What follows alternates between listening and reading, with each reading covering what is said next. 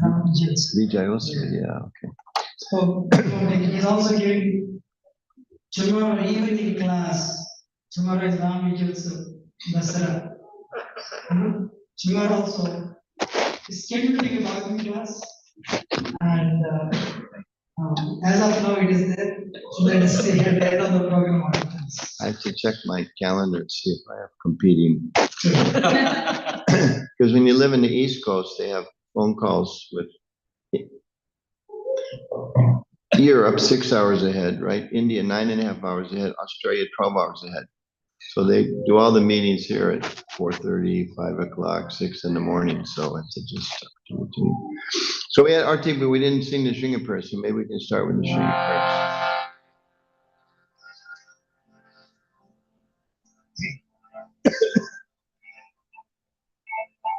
Namaste Arashnaya.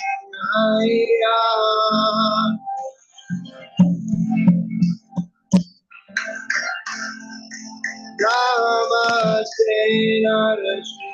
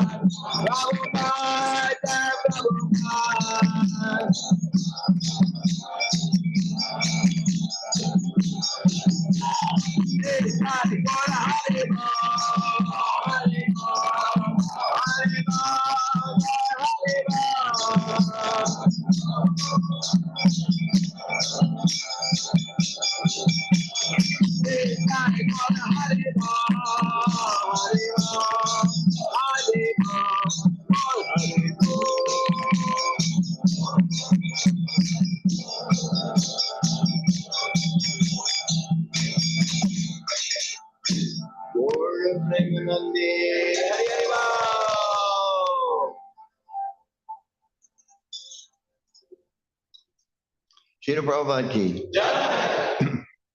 I don't know how many of you noticed, but Vibhu Chaitanya, can you stand up and face everybody? He wore a shirt today with the face of either a Greek or Roman god. We're not sure which. So he was playing the only drum we wanted to make sure he was channeling all of that Shakti. We knew he had extra energy today to play the drum. So I understand this is 3 different Bhakti Vriksha groups, 2 or 3? Okay, so where's you're from? Is it like a side of town or somebody's house or what?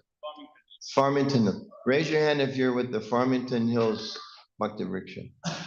Okay. And where are you from?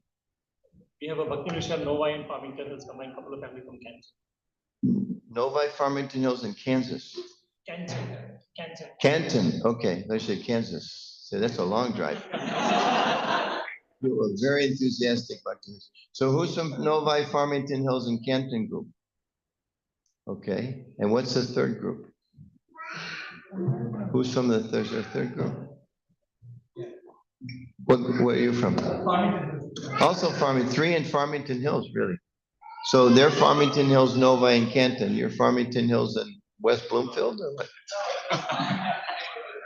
Just immediate Farmington Hills. The first one are the faraway Farmington Hills. You're the real Farmington Hills. Okay. Very nice. Just like there was Krishna and there was Pundraka. So I don't know which one of you is the real Farmington Hills. So it's nice to be with everybody. So I assume when you have your kirtan at your Bhakti Vriksha, you also jump like that? Very good. So we have more ceiling here. More ceiling space. Somebody back there, he was trying to, you touch? You were trying though, right? He was trying. It was very good. So thank you all for coming here. I know it's a little, it's Friday. I stopped at a few other places and it wasn't the weekend. So got a little advantage that it's late, but at least it's the weekend. So I was thinking because so many of you,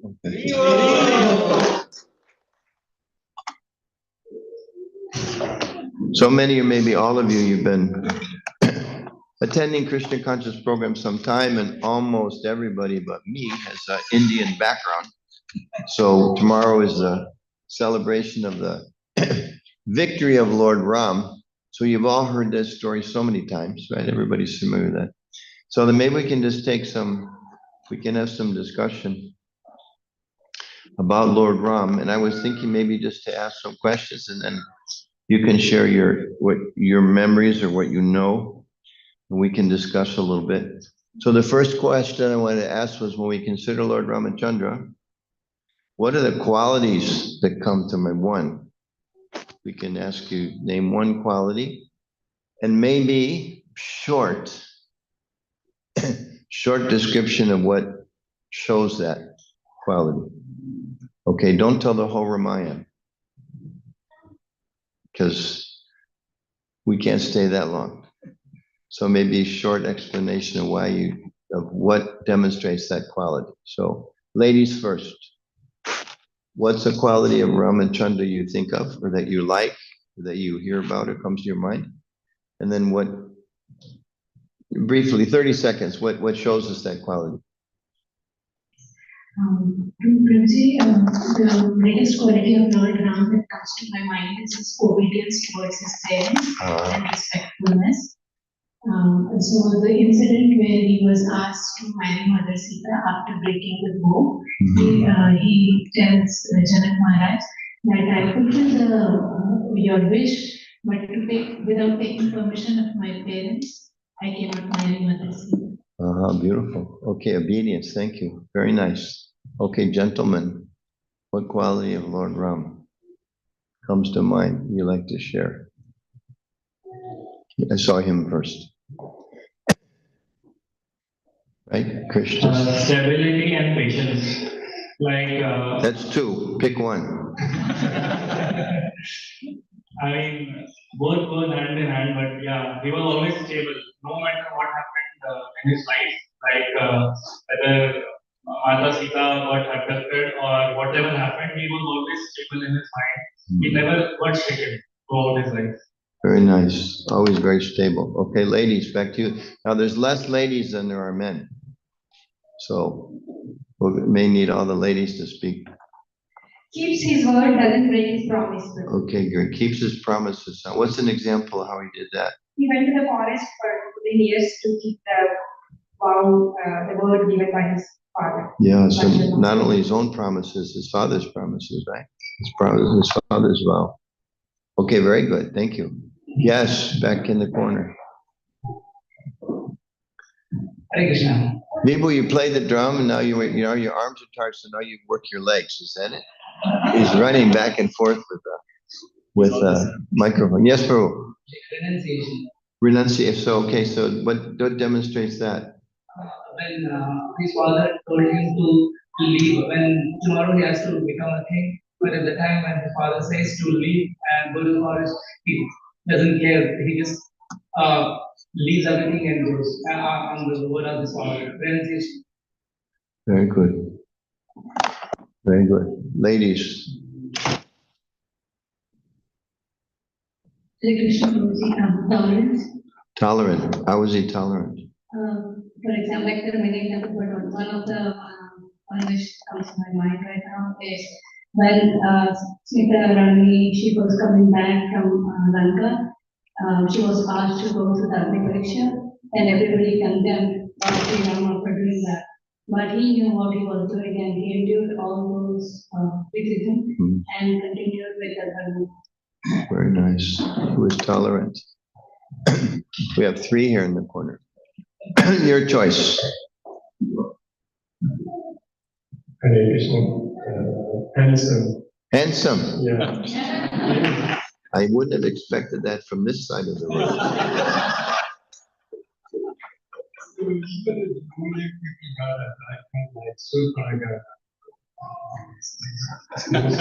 Very nice, true. He's the Lord is all attractive, right? Yes.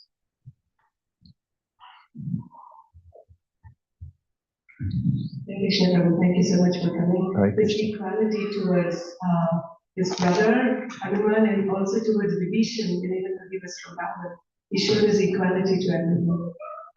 Equality. He treated everyone equally. Okay, nice. Very nice.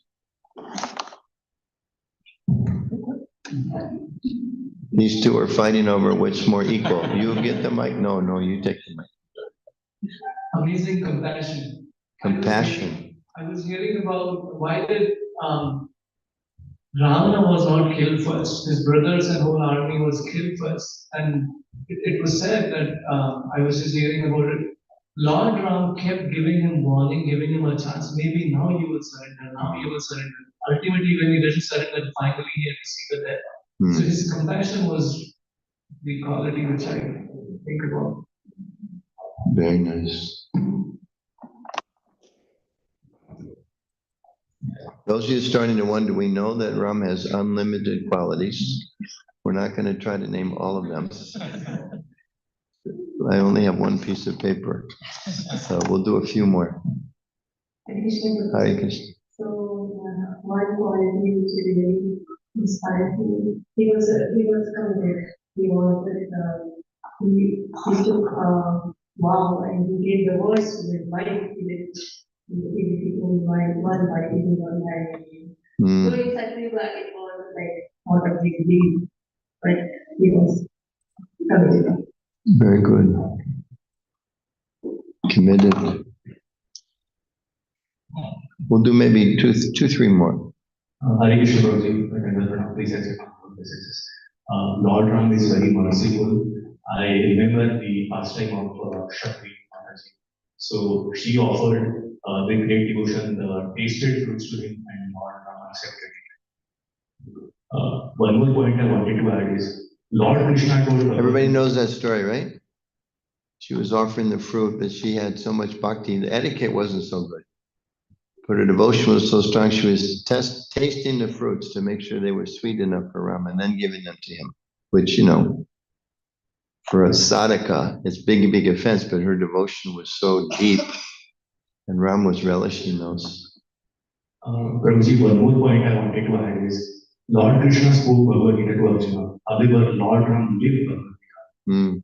So that's what I like the most about him. Okay, so maybe well, you snuck in true too.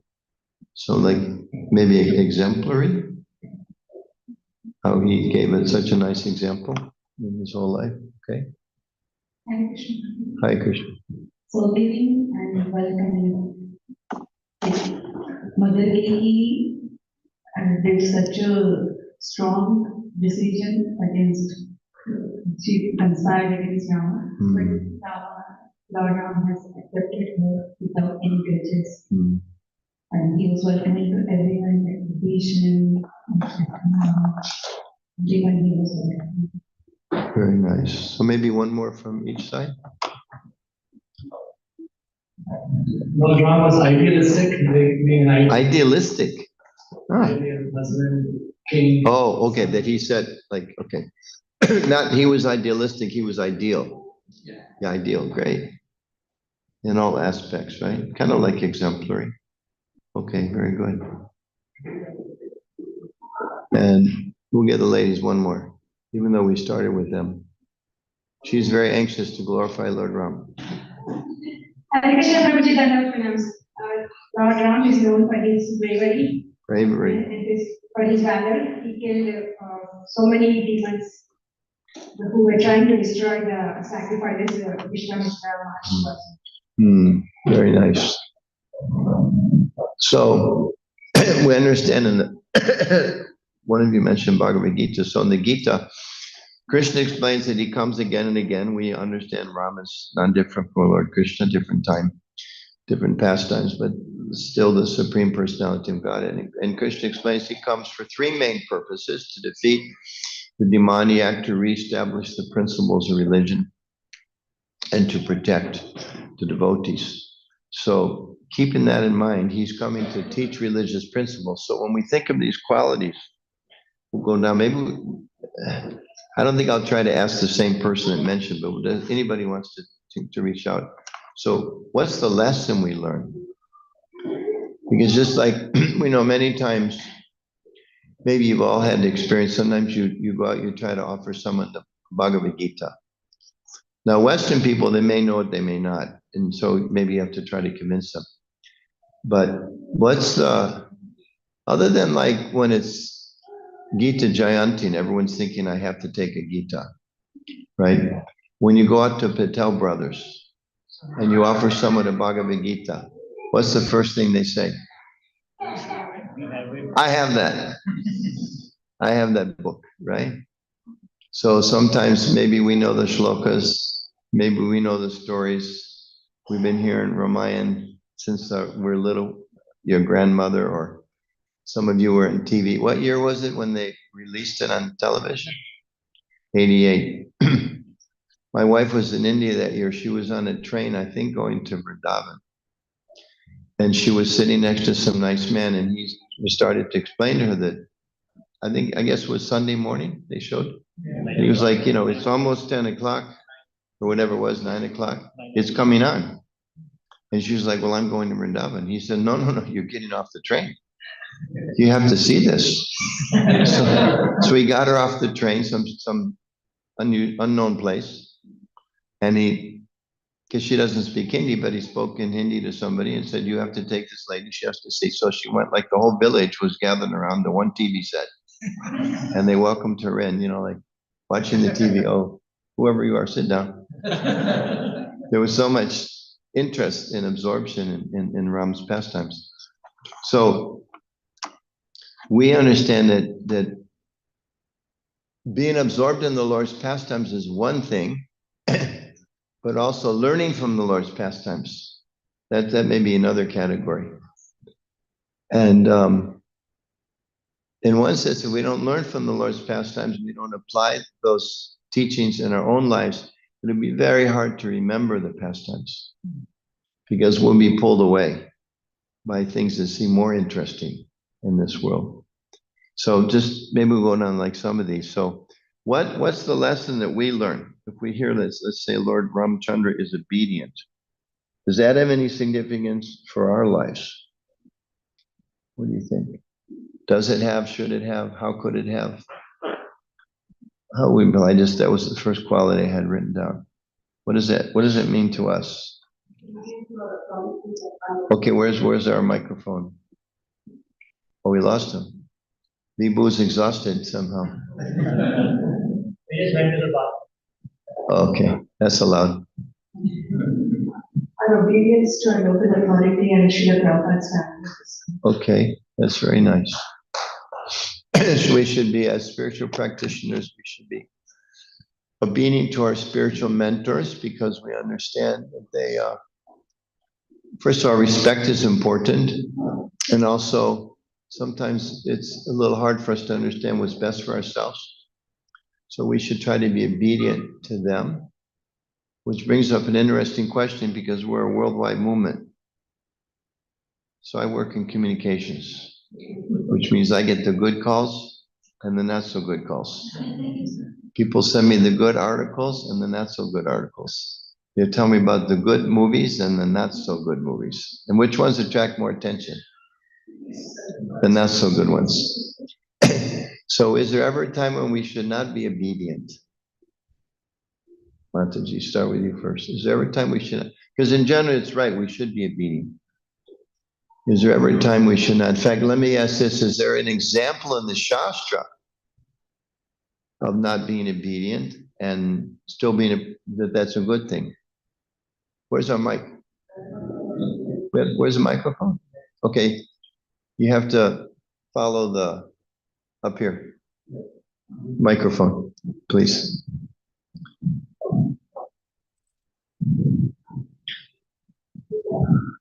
So, based on what I understand, it's a pastime of Bali Maharaj. Yeah. When Shukracharya was his guru, his Yeah. spiritual master, and he's Yeah. supposed to listen to him and being obedient. Yeah. But when Lord Amandev came, and Shukracharya asked him not to keep his words of giving the 3 steps, he still followed, Bali Maharaj, because it was in line with the principles and serving Supreme Lord, even though at the cost of not following the instructions of spiritual masters. What I heard is if instructions are contradicting the service and the shastras, then in that case it's allowed to not be obedient. And what are the 3 checks and balances for each of us? What are the 3 things that we can look to? Guru, Shastra.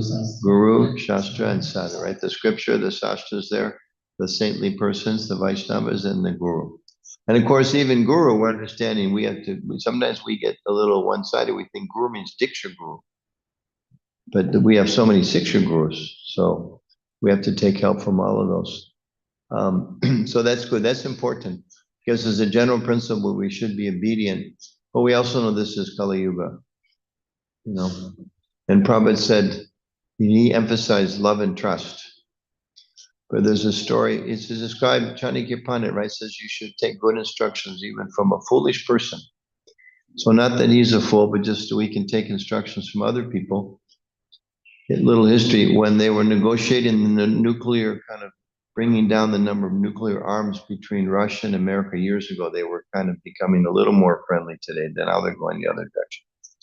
But President Ronald Reagan, he was negotiating with Mikhail Gorbachev. So they were talking. And Reagan was insisting that they have to check. Not that you just sign, you have to check.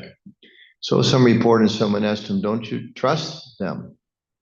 And he said, yes, trust, you know this quote, but verify. Yeah. So we have love and trust, but also verify.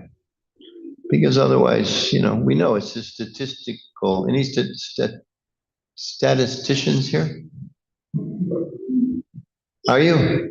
Okay, so statistically, what are the chances some human being will make a mistake at some point in time?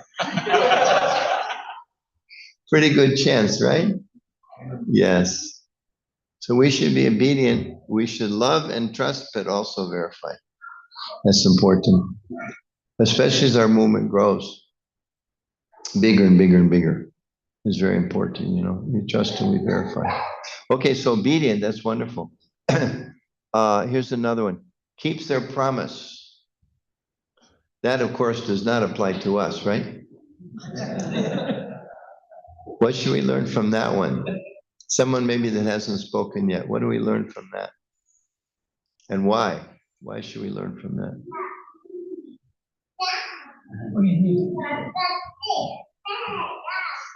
When we take 4 regulative principles, we should stick to them for the rest of our lives. Okay. Okay, but I only promise no illicit sex, no intoxication, no gambling, no meat eating. Why? What are you talking about promises? I never talked about promises.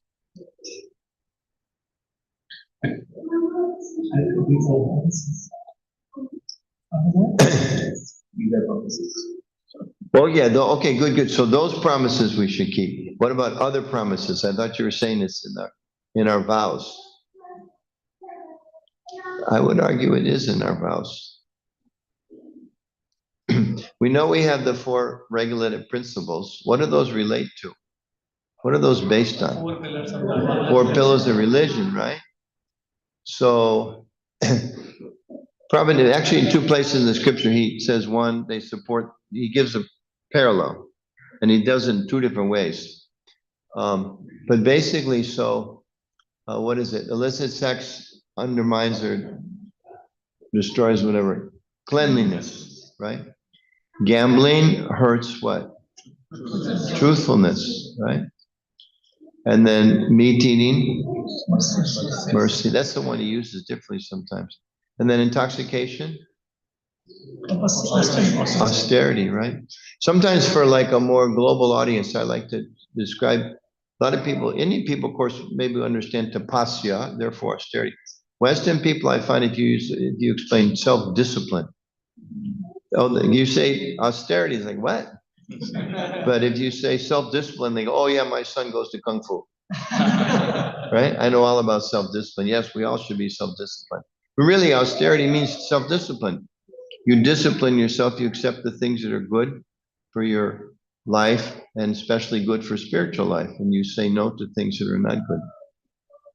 So this idea of keeping our promises, if I don't keep my promises, if I promise I'm going to do something and I don't do it, and I promise something else and I don't do it, I promise something else and I don't do it, people start saying that Anutama is a what? Use the word.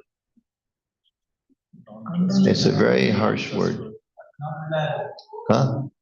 Unreliable. That's a very nice way of saying it.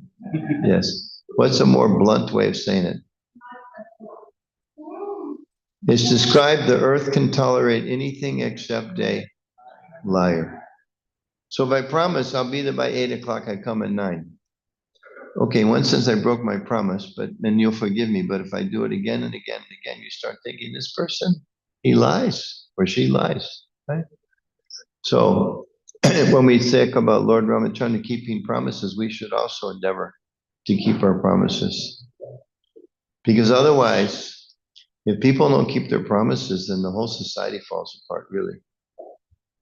The whole society falls apart. Just like sometimes you buy something and they give you some guarantee and then it breaks and you come back and they don't honor the guarantee. What do you think of that company? You lose all respect. Because then it hurts because you expect it. But whatever, you buy something, they say they'll, we'll take any returns anytime, and they do that. It's a good company. It develops some faith. So how are people going to have faith in us if we don't keep our promises? Right? They won't. They'll lose faith. Okay, another one we had. I had down renunciation. How does that apply? Should it apply? What is the lesson from that quality? You have the mic, but you already answered one. So you get to, how about this? After you answer the question, then you're the microphone person. Okay, so who'd like to speak on that? Renunciation. Should we learn something for that, or is that just for God? And our position is simply to enjoy. Right? Should we renounce? And what should we renounce? Just like I had, as I was driving down here, I had a message from my bookkeeper. Because some reason or other, we always extend our taxes. So she wrote me a message, this is how much you owe. So should I renounce that message? Would that be a good message to renounce? Right? There's Shreyas and Preyas, right? There's short-term benefit and there's long-term benefit. So I renounce it, I have short-term benefit. I have a little more money to spend for a short time until I get one of those letters in the mail. And then I can, the short-term benefit, ignore it. Long-term benefit, I should pay it. Right? If I keep ignoring, I don't know what they do. They knock on the door and they take me away. I don't know. Yes, renunciation. Yeah, so from renunciation perspective, I think renouncing the material desire. If I have, we keep on having desires in life, right? So if we renounce that, we no longer should get into material attachment and we should move towards the spiritual path. Or maybe initiation would be one of the examples. If I'm getting initiated, I have to renounce the material. I have to at least start renouncing it. It won't happen at once, maybe. But if somebody can do that, like Ramachandra did, or Ramachandra did, then that's the quality that we should take from. Very nice. That's important. Anybody else want to speak on that? There was very good insight you had. Yes. On renunciation, could you share some thoughts on renunciation? Generally, it's not something in the world. If you talk to your coworker and they say, what are you learning at your temple? Renunciation. So what? I don't know if I ever learned that word before I walked in an ISKCON temple. Is it renunciation? I think we should renunciate greed, envy, lust, and anger. Very nice. Sometimes described in the Gita and elsewhere as those are the gates to hellish life, right? Yeah, just like sometimes they have those TV shows, right? You choose a door number 1, door number 2, door number 3. They say, behind this door, there's lust. Right behind this door, there's greed. Behind this door, there's envy. This one, there's anger. But people think, well, let me just take a little peek. It'll make me happy. But we should renounce those things because they don't satisfy us. They keep us entangled. Okay, nice. Tolerant. Should we learn from Lord Ramchandra about being tolerant? First of all, raise your hands if there's anything in your life that sometimes you have to tolerate. Anything at all? Maybe like your neighbor or... Yeah. So what could we learn? What should we learn from Lord Ramchandra about being tolerant? Yes. Giving up controllership mentality rather than controlling each situation. Okay. With Lord. Okay. And act according to the situation. So rather than trying to be in control, we should try to accept the Lord's plan or what the Lord arranges. Okay. Yes. Sometimes situation does happen that even though you're not at fault, or maybe you get a lot of feedback. Feedback, that's a nice way of saying it. Do you want to say feedback? Is that what you meant to say? You're among friends, you can speak openly. I'll still consider the feedback. Well, that's very We good. get something that situation don't favor us, situation, especially when we are serving together in a big event. Things do happen that we don't like it, it's not going according to the plan that we thought we go, but we have to be, tolerance keeps us calm and then we can still focus on what the good part is, go on. Very good. So all of us, we have certain ideas how things should go. And very often they go other ways. And kind of like what you were saying, Mataji, what happens when things go differently than where we want them to go? What are some of the reactions people often do? They get angry, right? Yeah. They say especially men are prone for anger. more than ladies, because if you talk with people that do like counseling things like that, if they ask you how are you feeling, and you say angry, they'll say, but how are you feeling? And generally, men, we're not so in touch with our feelings. In fact, I can tell you from my own experience, sometimes, like I'll teach a leadership course or communications course, say in Mayapur, and you ask the men, what do you feel about your visit to Mayapur? And they look at you like, could you translate that, please? What did you mean by that? Yes, the ladies, how do you feel about being in Mayapur? Oh, it's so wonderful. I feel so happy and secure and peaceful and loving. And I feel Krishna's presence. And now, if you ask the men, what do you think about Mayapur? Oh, I think it's a great place. I feel loving. I feel, it's just, we're wired a little bit differently. So we're all placed in different situations. And oftentimes, when we don't get something we like, just like little kids, right? Oftentimes, especially, right? They say the terrible twos, right? They're just kind of old enough. They start being able to express themselves. They know what I want, but they haven't quite yet understood there's other people that have wants. So when they don't get what they want, they kind of express themselves. They give you good feedback, right? Terrible twos. We could say that the feedback twos or something like that. Yeah. So the anger comes, but actually, as I mentioned, they explained that, but anger is just covering the feeling. So maybe I'm feeling lonely, makes me feel angry, or I'm feeling disrespected, and I get angry, or I'm feeling I have some desire that's unfulfilled, so I get angry, or I feel underappreciated, and then I get angry. So part of that is really the need to kind of understand our own feelings, because we're trying to offer ourselves to Krishna. And we're trying to understand where these different feelings may come from or desires come from that distract us from Krishna. So it's like, Mataji, I think you were mentioning, one of you was mentioning about how maybe you were saying, Prabhu, about how he was saying it, we're distracted by so many different desires. It's like you're walking on the street on the way to go do something you need to do, and there's a window display. And your mind goes, oh, look at, gee, I think I need a pair of new shoes too, isn't it? And generally, in this world, we understand, Krishna explains in the Gita, that the world is endlessly mutable, unlimited number of varieties.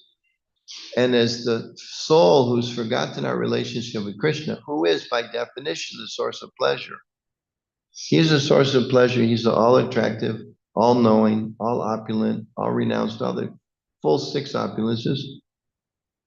And we made a choice. I don't want to be with the source of pleasure, the source of love, the source of, but I'm going to try to find those things here.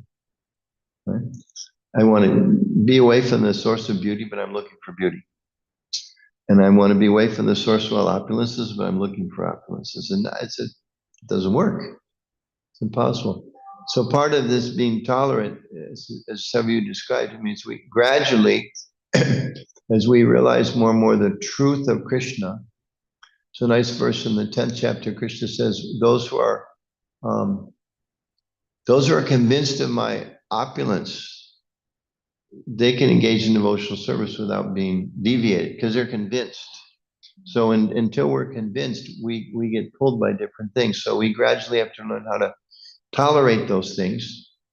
And so even Krishna told Arjuna, you have to be tolerant. I heard Prabhu was explaining in one lecture, he was saying that Krishna was telling Arjuna that, you have this duty to perform and you're not the body and so many different things. But he said, but then Arjuna said, but it's still difficult. Krishna said, yes, you have to tolerate. Even Krishna told Arjuna, I'm standing next to you, I'm giving you transcendental knowledge, but I'm not giving you some, touching your head, some magic formula that things aren't going to disturb you. You go out and you fight despite the disturbances. And you offer everything to me despite the problems, despite so many things you have to tolerate. And that's how you demonstrate your devotion for me. Just like Prabhupada says, when we're practicing Krishna consciousness, like you're in a boat in the middle of the ocean. We're in this boat, but we're still in the ocean. So as long as you're in the ocean, the waves are tossing and turning, and up and down and left and right, and the wind's pelting you. And sometimes our mind, because we know it's such a dear friend, it gives us good advice, like jump, right? You're in the boat, you're going slowly across the ocean. The waves are rocking you. Maybe you're a little seasick, but you're in the boat, right? But the mind is saying, no, jump into the ocean. It'll be much safer there, much more comfortable. There's no waves out there, I mean, so those kind of things we have to tolerate. Especially, we can see, these days more and more, the nature of things is like, it's also described, right? The soul, we're hankering, because of the mind, we're hankering and lamenting, and we're accepting and we're rejecting. Something looks like it'll make us happy, we accept it. Sometimes we chase it. Sometimes we put ourselves at great risk to achieve it. We borrow money, we fill up our credit card, and we do something to try to get something we think we need. And then as soon as after a while you have it, and it's not interesting more. Like you see with kids, if there's one toy, sometimes hopefully they're little saintly people, but not always. They'll like get in a fight, an argument. I want that toy. But then once one of them has it, you give another toy to the other child, and they're like looking, well, I don't know if this is, and they'll put that, I want that one. Like you're getting ready you were so upset, and I gave you the toy, now you're just fighting for this other one. So in this way, life after life, birth after birth, body after body, again and again and again. So Krishna describes that he comes as Krishna, comes as Lord Ram. Prabhupada describes in the 4th chapter of the Bhagavad Gita, Krishna sometimes comes himself, sometimes he comes in a disguised form, sometimes he comes as his servant, sometimes he sends his servant, sometimes he sends his son, all with the same purpose, which is to remind forgetful people of where we can actually be happy. And it's interesting because, sometimes I was just in Indiana, and I think Michigan's not so much like that, but so many signs, Christian signs about this church, that church, and you turn on the radio, try to get the news or the weather, whatever, and there's so much Christian radio, which is nice because they're trying to also help people understand the relationship with God. But so often the message is about how fortunate you are and how unfortunate the other people are. We kind of have that understanding too, but not exactly the same way. Because we understand that Krishna has an eternal relationship with every single living being. You can never become so sinful that Krishna completely abandons you. That's our understanding. And why? Because he's such a loving and perfect being. And somebody mentioned patient, I think, right? Patient. He's the unlimitedly patient for each and every one of us. So as we cultivate our Krishna consciousness and we become more and more aware of Krishna's qualities, then we realize more and more and more that the reflection that's here in this material world is just a reflection, right? Bhagavad Gita, 16th chapter, right? The banyan tree? 15th chapter, yeah, the banyan tree is just a reflection on the water. So we're chasing after the reflection because it looks wonderful. But then you try to pick an apple off that tree and you get wet, right? Kaladri Prabhu was telling us some stories. Were you there? Up at Old Vrindavan Farm. He was telling us some stories of the early years of New Vrindavan. And now he and Radhanath Swami were milking cows together. And I guess they had this group of devotees called the Cowherd Boys. They called themselves the Cowherd Boys. And it kind of seems like they took on the mood of the Cowherd Boys. They were playful and a little rascally. So they were saying sometimes they would invite sannyasis to come. And they would tell them that underneath the cow's udder, there's a lotus flower. Did you know that, Maharaj? And they would say, no, I didn't know that. And they would say, come and look. And they would bend down and they would look and they would squeak. And he said, they would wipe up. They would say, I didn't see it. They would say, well, Maharaj, look again. They look down. Some of them apparently took 2 or 3 times. Then they would say, okay, I see it. Like, I get the joke, like funny joke, you get the joke. So it's kind of like that, you know? Did we realize that this thing won't make us happy? No. Okay, you try it again. Even in America, I was reminded this the other day. You know, it's sad and sometimes it can't be avoided, but you know, we live in a country where there's so many divorces, right? Even in our communities, and it's sad, and we want everybody to be stable in relationships as possible, but sometimes there's divorce. But the thing that's significant, the divorce rate is 50%. Anybody know the divorce rate for second marriages? 60%, 60, 65. Third marriages? 70, 75, maybe even 90, much higher. You would think, okay, I tried it once, I learned my lesson, I learned that, you know, I can't be like this and I need my spouse to be like that. You would think you'd do better the second time around, wouldn't you? If it was just a question of, you know, I can be completely materially happy in any kind of relationship. By the third time, you have to know what you're doing, isn't it? You would think that, you would think that, wouldn't you? And then if you're like Elizabeth Taylor, right? Anybody remember her? You know, you think by 6 or 7, you'd figure it out, right? You know, if you live long enough, maybe they get 8 or 9, you know? But if we look at it as we understand as devotees, that actually the mind is never satisfied, right? Never satisfied. So better I learn to be I can learn to be tolerant of desires that come.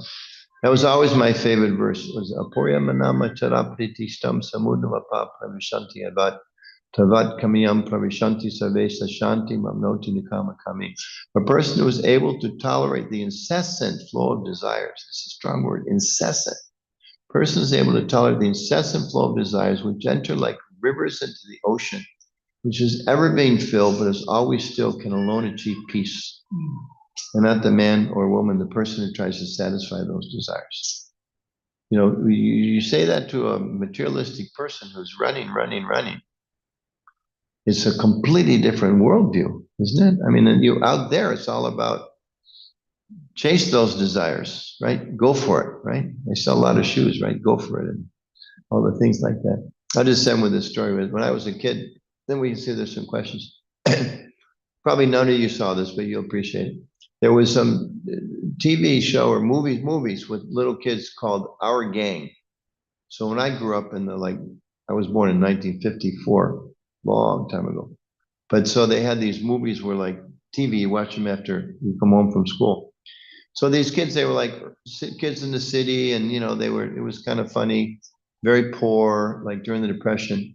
So they had a way of getting around the city. They had automation. Their automation was they had a cart that had a donkey or a jackass in front of the cart. And on the cart, they had a stick. And on the stick, they had a rope. And at the end of the rope, they had a carrot. So they would come out with like 15 kids would like pile on this little cart. Very funny, because you know, that in itself was funny. It made a Delhi bus look spacious, you know? So they climb on the cart. The donkey's just standing there completely still, but they would lower the stick with the carrot right in front. So he would step for the carrot, but of course, because the stick's on his back, the carrot, every time he moves, the carrot moves. And then because it was funny, they would speed up the film and the donkey would, you know, take off at 50 miles an hour. And then when they got to where they wanted to go, they lift up the stick, the donkey would stop because there's no carrot. So that's us. We're the donkey. They keep waving, you know, a big carrot, a little carrot, a yellow carrot, a green carrot, a cooked carrot, a raw carrot, carrot halava, carrot sabji, carrots in the salad, sliced carrot, carrots, diced carrots. And we're stepping. Not only we're stepping, we're tasting. Like the little kid, okay, you have the carrot and then you look over, I want the apple instead. We just gave you the carrot. You threw a temper tantrum because you wanted the carrot, and we gave you the carrot. Now you want some. Now you want the potato. Here's the potato. And then we can see in this world, because the way things, so much inequity, even the people, they have all the carrots, they have all the potatoes, all of this, all of that. Oftentimes we see they're the most unhappy. They're the most frustrated. They're the most angry. They're the most bitter. They become the most selfish people. The most things and become the most happy. There was a bumper sticker a few years ago in the height of materialism. He who dies with the most toys wins. You ever see that one? You don't see that anymore. But it's like, he who dies with the most toys wins. Such a crazy materialistic mentality. Our understanding is, first of all, why chase toys? You're an adult. Why are you still chasing toys? And then we know the one who in this life cultivates obedience, stability, keeping our promises, becoming renounced, being tolerant. Not necessary to be handsome. Equality to all, compassionate, commitment. Those are the things we want to accumulate. Those we want to develop those qualities. And the thing that's wonderful in Krishna consciousness is actually these are the innate qualities of the soul. Even we don't have those, we purify ourselves and they manifest. Sometimes when they get, I'm not fit for spiritual life, or someone is so advanced, they'll never be like that, or she's so happy, but my mind is so sad, or he works so hard, sometimes it feels so lazy, or they're so knowledgeable. But all those things come through awakening of Krishna consciousness. So whatever our situation is, we can just practice bhakti and know that that's actually our personal innate qualities, and they're guaranteed to develop. So we learn from Lord Ram. We're inspired by Lord Ram. We try to follow the footsteps of Lord Ram. We pray to develop the same 26 qualities of devotee that are there and follow the example. And one final thing, also we should see that our function in life, once we have a little bit of knowledge, you have a duty to give it to others. So you listen to some of those early lectures of Prabhupada in New York, and he's telling them, you take this message forward. You go out and tell people about Krishna. Some of those people, they're still like eating, donuts from the shop down the street. And, some of those, they used to come to the early morning celebrate, the kirtan. They would come after being up all night long and getting intoxicated and all that. Then they would come and participate in the kirtan. That's like how bewildered they were. And still Prabhu was telling them, now you take it out, you share it with others, because it was so urgent. So we should try to be like that also as we develop some appreciation of Krishna and Lord Ram. We should try to share it with others as best we can. And we know that pleases Krishna more than anything. He says that in the 18th chapter of Bhagavad Gita. And Prabhupada stressed that again and again. We have time for a question or two. The brahmacharis in the front row are falling asleep, so I don't want to. And there's only one of them. And he's a great sadhaka. But maybe one or two, if there are any questions or comments anybody like to make. I don't know how late the Bhakti Vriksha programs usually go. The ones of you that are in Farmington and Novi and Canton, how late do you normally go? What time you go home from there? 9:30 to 10. Okay, we won't go till 10, but okay, we're in the range. Okay. Any questions or comments? Is that a question, or you're just reminding me it's getting close to 10 o'clock? See, he doesn't have a question. He's just I'm putting on my coat so I can leave some. Any questions or comments? I'll just take one or two. Maybe one from the ladies' side, one from the men's side.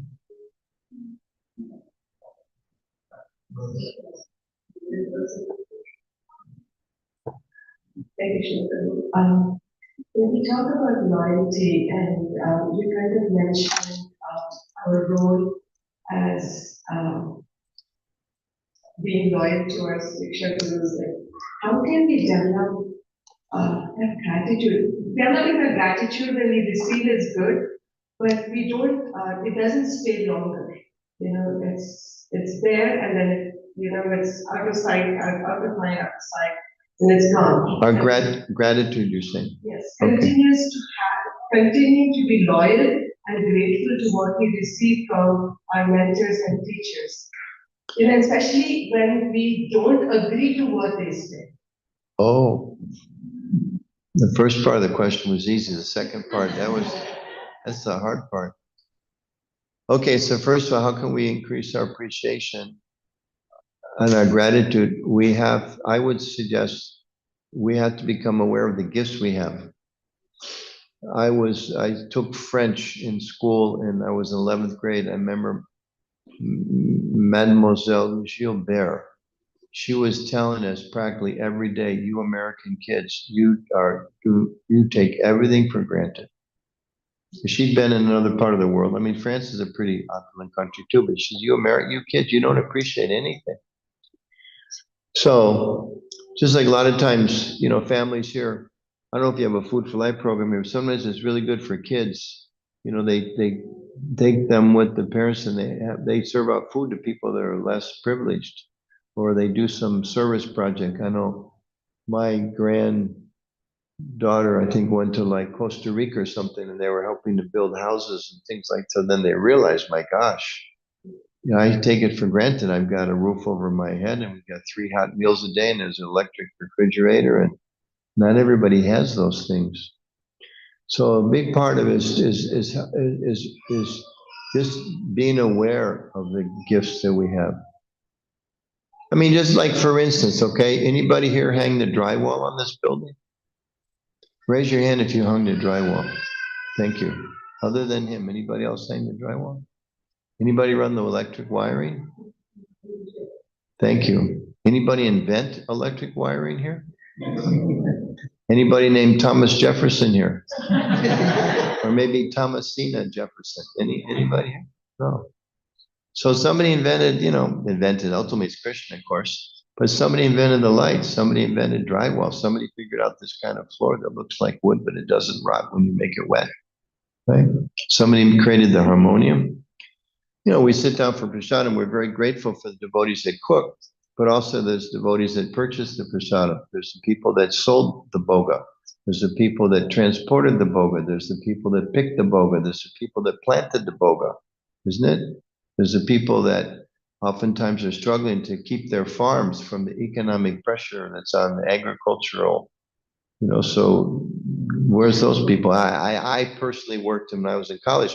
There's the people that sweat and work under very difficult conditions to build the tractors, at least in this country, to plant the seeds, to pick the vegetable, right? So, we can just think it's all happening by chance. And of course, behind that, all we know that it's Krishna. So even material things, we should try to cultivate some sense of gratitude. We have our beautiful prayer before we take prasadam to remind ourselves of how this body is a kind of a harsh prayer in one sense. The body is composed of networks that fast lead into death. But also there's other traditions, and they just begin with, thank you for this food. They even say, thank you for the people that picked it. I've seen people pray like that before they eat. So taking the time to remember how dependent we are. Because it's Maya to think we're independent. We are so not dependent. We are so not independent. So that's a big part of it. So even in terms of material things. And then spiritually, I mean, we should try to think, and we should discuss amongst ourselves too about how, you all live and work in the world, and you read about it, every day. Somebody just the other day, I don't know, young star, football star, something, 39 years of age, dropped dead. A soccer star or something. I just can't remember now. All the time. So every breath we have is a gift. Every day we have is a gift. We don't know how many more days we have. When the sun comes up, there's a pretty good chance it's going to come up tomorrow. Anybody arranging that? No. There's a pretty good chance it's going to rain sometime before too long. Anybody arranging that? No, those are gifts, isn't it? So just to try to help us be aware. And sometimes you have to just consciously stop and really kind of talk to yourself. Think, I'm so grateful that I have, whatever I have a house, I have prasadam, I have the spiritual teachings given by Krishna, the Bhagavad Gita. I have devotees in my life that are helping me. I have a job. I have some income that Krishna is providing. It helps us, cultivate that sense of appreciation. And then to stop and think, where would I be without the devotees? If all the only friends we had were materialistic people, we would all be materialistic people. Peer pressure is very powerful, especially for younger people, but even, us, all of us, it's very, very powerful. So Prabhupada, he sits there in all of our temples. You just imagine, he came all by himself in the midst of such a materialistic culture. In the time that he came, there was an expression, don't trust anyone over 30. He was 70. 31 was suspect. You were old. We can't trust you. He was 70. The slogan, right? We've all heard sex, drugs, rock and roll. Prabhupada came and said, no sex, no drugs, and chant Hare Krishna. I mean, what chances were there of success? And maybe rather than another question, I'll end up with one beautiful story. Please look this up at home. You can Google it. If you go and you look up ISKCON or Hare Krishna 50th anniversary at Harvard University, you'll find a 17-minute documentary about this academic event. And one of the highlights you'll hear is Dr. Thomas Hopkins, he was one of the first people to study ISKCON. So you just look up, there's a name for it too. We just call it, if you look there, ISKCON 50th anniversary of Harvard, there's a video, 17-minute video. There's like a 3-minute thing that Desire Tree did some news thing, but that's not so important. In this keynote address given by Thomas Hopkins at Harvard University Center for the Study of World Religions, we were in the same room where Prabhupada spoke in 1968, 69, something like that. So Dr. Hopkins, he was explaining, he said, we're here to study the Hare Krishna movement, the contributions of Bhaktivedanta Swami Prabhupada. He said, as a historian, we make comparisons. So if we're going to talk about Bhaktivedanta Swami, we have to compare him to other figures. He said, so as a scholar of religions, I can only say there's two people in history that I could possibly compare Prabhupada with. Two, Jesus and Muhammad. This isn't like Anutama Das, works for ISKCON, been here for 70 years, doesn't want to admit he made a big mistake saying this, right? I'm just saying it's not like this. This is Thomas Hopkins, who's a scholar his integrity stands on his academic research. And he said, but actually, you can only compare probably to Jesus and Muhammad. He said, but actually, in that sense, you can't really compare. Because Jesus was in his own country, with his own language and his own culture and people of his own age to help him. So Muhammad was in his own country, his own culture, his own language, and he had friends and family to help him. Prabhupada was all alone, 7 years of age, by himself, different country, different culture, different language. She said, in this way, there's no comparison. So if we think, and again, it's not, everybody, right, you get a basketball team together, they think their guy's the best, right? Everybody thinks they're perfect, but this isn't us saying, this is an outside scholar saying. So when we think of things, when we study, then we realize how fortunate we are. And sometimes I hear like a lot of devotees, younger devotees, they'll say, oh, or even maybe some people here might think, oh, we wish we were there for the early days. We missed the pioneer. What was it like back then? I'm so unfortunate. I wasn't there for the early days. But we understand from the scripture, this age of Lord Chaitanya is supposed to last 10,000 years. Okay? And there was 500 years from Prabhupada. It's what? Passed away 77. It's less than 50 years. So if 10,000 compared to 50, you're all pioneers. Why are you thinking you're not? Your grandchildren are going to be pioneers. And the things that we do now are very significant, very important in terms of expanding the Christian consciousness movement, beginning the Christian consciousness movement. I mean, I was just in Washington, D.C. They have this gorgeous new temple. It wasn't always like that. First time I visited D.C. temple, I literally drove by. I said, Krishna, please don't let that be it. I was so embarrassed just looking at the place. And that was it. And we had to turn around and, contribute in whatever ways we could. And not that we did so much, there's so many people doing many things, but now it's a big, beautiful temple. And I was just in Indianapolis yesterday and I followed the directions and I pulled in. It's like office center. I was saying, what? I was thinking, I get the wrong address. And then devotee was like, no, it's over here. And then he took me downstairs to a basement. I was thinking, well, probably start in a storefront. Right, so from the storefront, it all manifests. From the basement, give enough time, give enough energy, wonderful things can happen. So to be able to think like that and remember how fortunate we are, and then we won't waste any time. Okay? Okay, so we'll stop there. Thank you all very much. Nice to have your association. I was supposed to be in Ypsilanti tonight, but that was canceled. So Krishna said that I needed to come here to be with you to hear about Lord Ram. So maybe tomorrow morning, I might be here tomorrow morning. We'll have to see what the other schedules are, but then definitely there's some. Yeah, where's Canton? That's tomorrow? Canton in the afternoon? And then back here in the evening? Yes.